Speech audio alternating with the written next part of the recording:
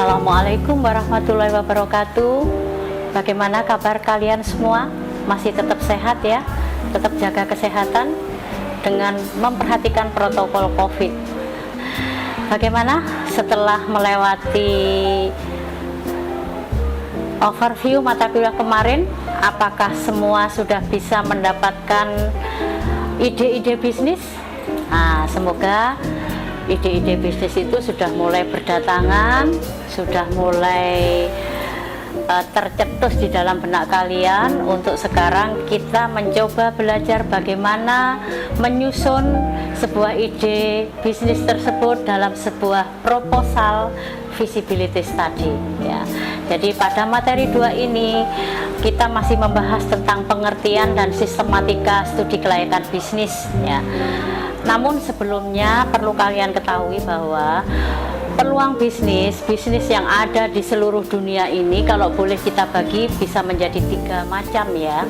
Ada bisnis yang bergerak di bidang jasa, ada bergerak di bidang usaha dagang, dan di bidang industri. Jadi silakan nanti kalian mencari peluang-peluang baik itu jasa, dagang ataupun industri. Tapi yang perlu kalian perhatikan di sini, setiap peluang usaha yang ada, setiap peluang usaha yang akan kalian kaji untuk dinilai kelayakannya, kita tahu bahwa setiap produk dan jasa itu sebetulnya sama dengan kita manusia ya. Kita manusia itu melewati masa, kalian dilahirkan di kandung ibu, kemudian dilahirkan, kalau baru lahir belum ada nama, terus kemudian diberi nama, yang tahu mungkin seputaran keluarga aja, tetangga terdekat, jadi masih perkenalannya tidak terlalu jauh ya. Kemudian kalau sudah kalian SMA, sudah perguruan tinggi semacam ini adalah masa-masa ranumnya, masa-masa pertumbuhan. Biasanya kalau sudah seperti itu kompetitornya banyak nih. Wah, ini Mas Bagus ini ditaksir si ini, atau Mbak Ayu yang dia punya kecantikan yang luar biasa, ada banyak yang naksir, pria-pria yang berburu untuk bisa mendapatkan gitu. Itu seperti itu. Kemudian nanti kalian menikah kalau kita tidak hati-hati menjaga kesehatan ya, menjaga kualitas hidup kita, maka kita juga akan cepat mudah dewasa sebelum waktunya. Kalau sudah dewasa, kalau tetap aja kita mengabaikan kesehatan dan lain-lain, mungkin kita bisa cepat tua, kemudian alias mendekati is dead ya. Jadi kalau digambarkan itu sama seperti daur hidup manusia, siklus kehidupan manusia dengan siklus kehidupan produk itu sama ya. Manusia sebetulnya kan juga pingin, mungkin kalau kalian ditanya pingin hidup berapa lama ya, aku ingin hidup 1000 tahun lagi. Kalau Allah memberikan hak prerogatif untuk milih itu, kalau bisa nggak ada matinya gitu ya. Nah, kita untuk bisa sehat, bisa hidup terus, bertahan terus, lepas dari itu kuasa Allah ya, takdir Allah. Tetapi kan kita wajib berusaha gitu ya untuk bisa sehat dan bertahan terus hidup ya. Nah, untuk bisa mudah mengingat juga, jadi produk dan jasa ya, tadi ada usaha dagang, jasa, dan industri, itu outputnya ada berupa produk dan jasa. Produk dan jasa itu sebetulnya sama dengan manusia, dia punya siklus kehidupan juga yang melewati masa perkenalan ya, masa pertumbuhan. Kalau tidak hati-hati ini cepat dewasa alias bisa penurunan ya, penurunan. Jadi kalau kita lihat grafik yang ke atas ini menunjukkan penjualan, yang ke kanan menunjukkan waktu ya. Nah, tugas kita terutama yang belajar di ilmu ekonomi manajemen itu pasti sebetulnya yang hendak kita lakukan adalah supaya bisnis yang kita manage ya, usaha yang akan kita jalankan itu bisa hidup terus, nggak ada matinya. Jangan bercita-cita misalnya Mas A, misalnya di antara kalian namanya Mas Bagus, mau berencana membuat sebuah bisnis. Ini misalnya ada, kalau anak-anak muda ada geng-geng motor itu, ada bisnis airbrush itu yang menggambar-gambar sepeda motor itu ya. Tetapi tujuannya oke, paling 5 tahun aja nanti udah selesai, nggak usah sampai panjang. Tidak boleh begitu. Yang harus dipikirkan produk jasa yang kita lakukan, yang kita produksi, yang kita usahakan itu kalau bisa bertahan lama. Kalau bisa nggak ada matinya, bisa diturunkan ke anak cucu kalian gitu ya. Jadi seperti itu mindset yang harus ditanamkan dalam benak kita manakala kita akan menjalankan sebuah usaha bisnis.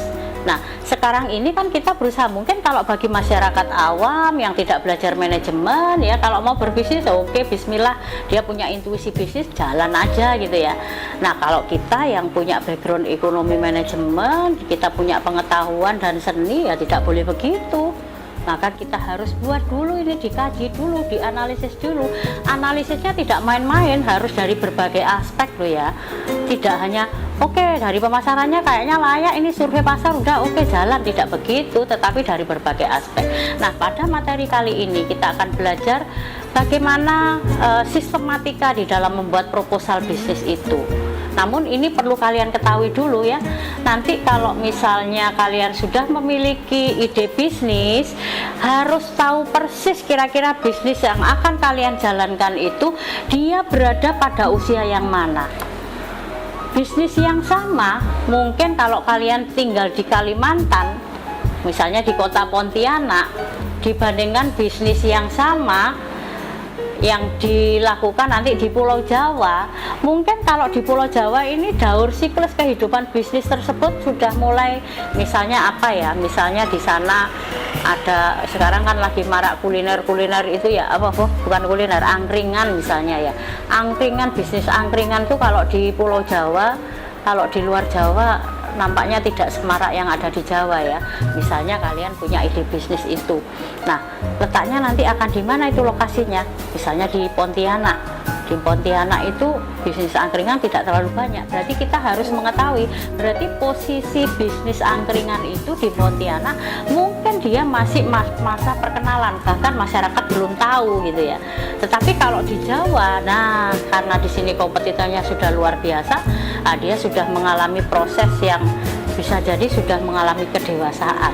Nah, karena apa kaitannya itu harus kita tahu, karena untuk memilih bisnis pada siklus kehidupan produk mana itu akan sangat menentukan strategi pemasaran kita. Nah, itu nanti harus kita tuangkan juga ke dalam proposal itu, khususnya di aspek pasar dan pemasaran ya, jadi seperti itu. Nah, ini tadi yang perlu kita perhatikan, bahwa tujuan usaha itu tidak semata-mata cari laba dalam jangka pendek, tetapi yang harus kita pikirkan dalam jangka panjang harus survive, nggak ada matinya, bisnis itu nggak ada matinya. Untuk itu maka perlu dikaji betul, terutama dari sisi financial benefit.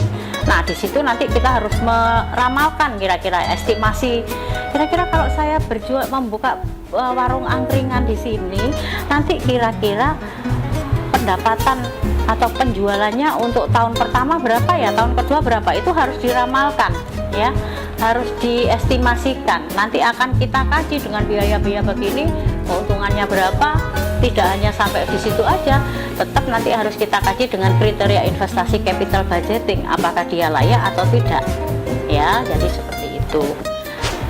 Jadi intinya pengertian studi kelayakan bisnis di sini adalah kegiatan ya, kegiatan yang harus kita lakukan untuk menilai kira-kira apakah bisnis yang akan kita kaji itu ternyata bisa manfaat yang dapat diperoleh dalam melaksanakan kegiatan usaha itu kira-kira dia layak atau tidak ya.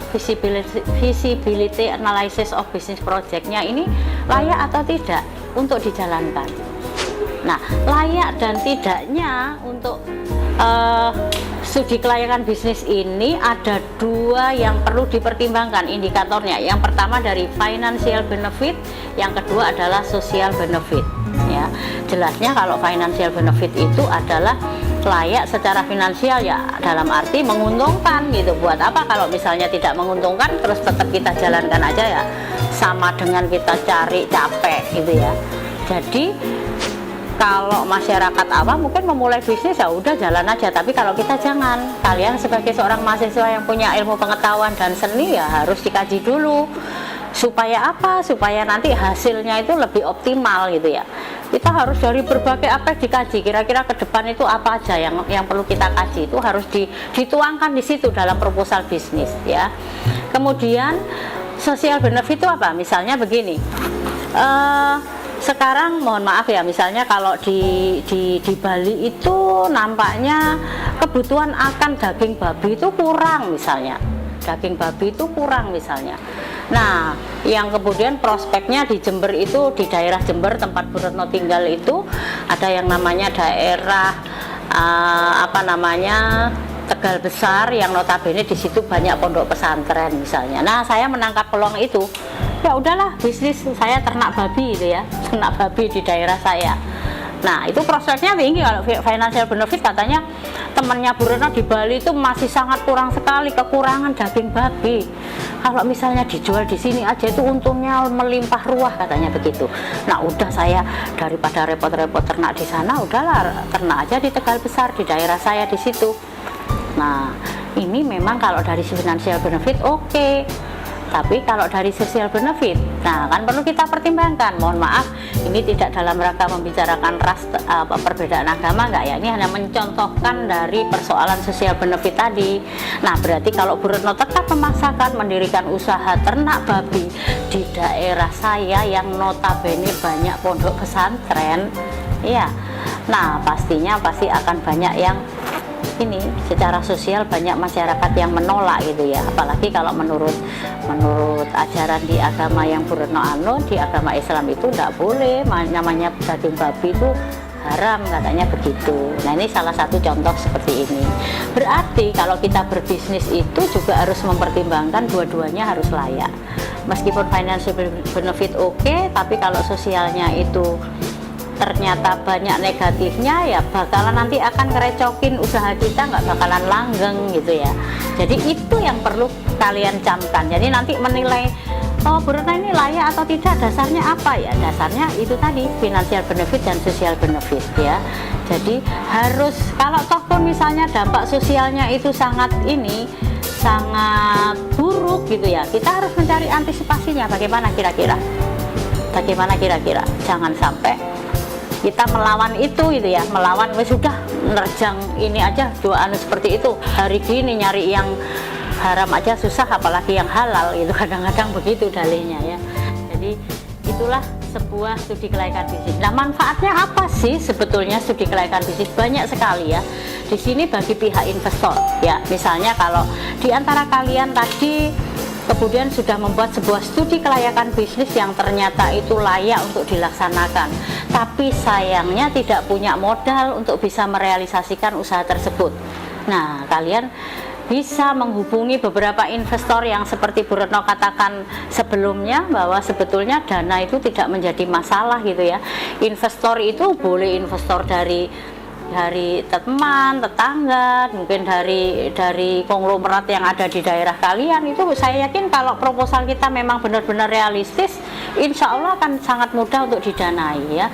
Jadi bagi investor apa? Meyakinkan bahwa bisnis yang akan kita jalankan itu benar-benar layak dari berbagai aspek, dan itu sudah dikaji berbagai aspek tentang risiko-risiko kemudian yang akan dihadapi untuk estimasi-estimasi yang akan datang.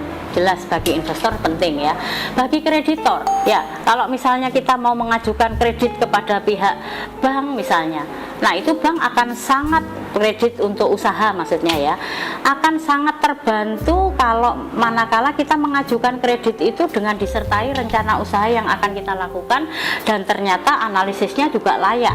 Nah, itu sangat penting. Nah, bagi pihak manajemen perusahaan ya, misalnya nih nggak usah jauh-jauh, misalnya di Fakultas Bu Retno, di fakultas kami itu ada prodi manajemen dan akuntansi.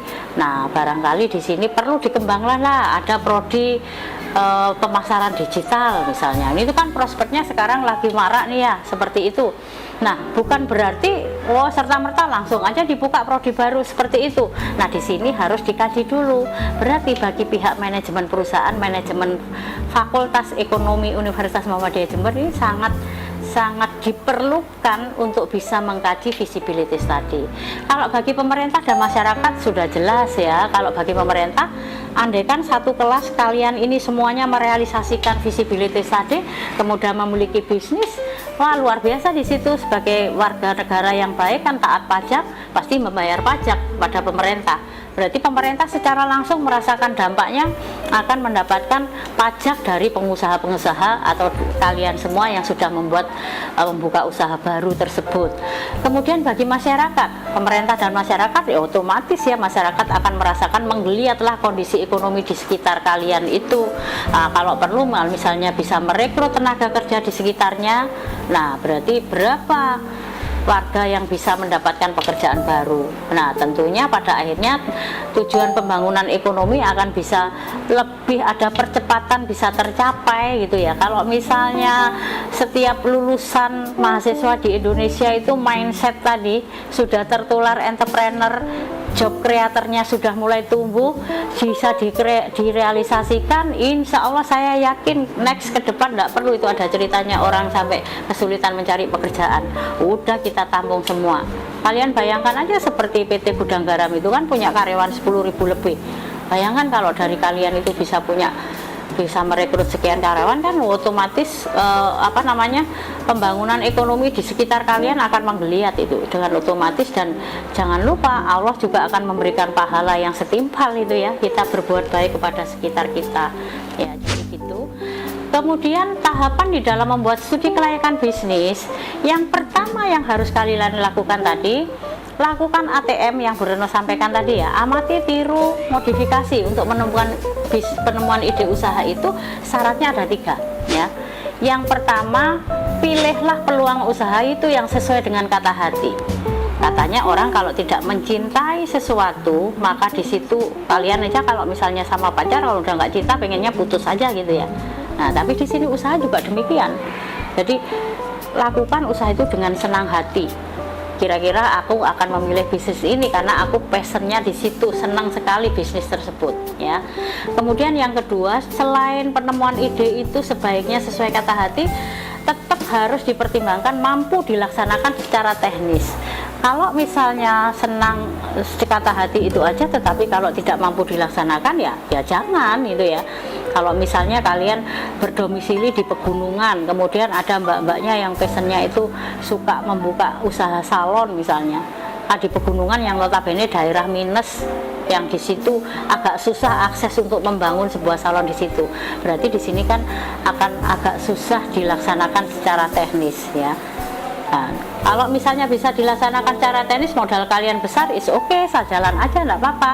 Nah, baru kemudian yang ketiga, perlu juga dipertimbangkan mampu menghasilkan keuntungan.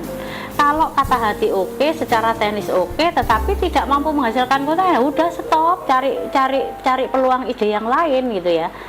Contohnya gimana misalnya? Kalau misalnya tadi udah memungkinkan Bu Retno punya hobi dandanin orang gitu ya, udah bikin salon, tapi kebetulan domisili saya itu di daerah yang minus, misalnya kalau di Jember itu ada daerah Suco Pangepok ya, daerah pegunungan kering gitu ya. Nah itu kalau misalnya saya buat di sana, oke, saya bisa kok punya dana untuk bangun salon di sana. Nah tapi ternyata apakah iya konsumen mau datang buru-buru untuk nyalon, untuk makan aja susah gitu ya. Nah ini akan bisa dilakukan mungkin dengan ide bisnis, ya udahlah saya bikin salonnya yang nggak usah terlalu mewah-mewah, karena pangsa pasarnya adalah masyarakat di sekitar sana ya. Saya mulai merekrut lah anak putus sekolah ya, penduduk di sana, Karang Taruna, kemudian dilatih untuk bisa keterampilan memotong, dan seterusnya. Saya buat salonnya salon keliling ya, salon keliling pakai ini, bisa pakai sepeda pancal, bisa jalan kaki dengan tarif yang sangat murah. Ini prospeknya bagus kalau seperti itu. Jadi ide usaha itu harus paket lengkap ya, secara kata hati oke, mampu dilaksanakan secara teknis, kemudian mampu menghasilkan keuntungan. Oke, kalau sudah dapat itu idenya, baru lakukan pengamatan terhadap usaha yang akan dilakukan itu ya.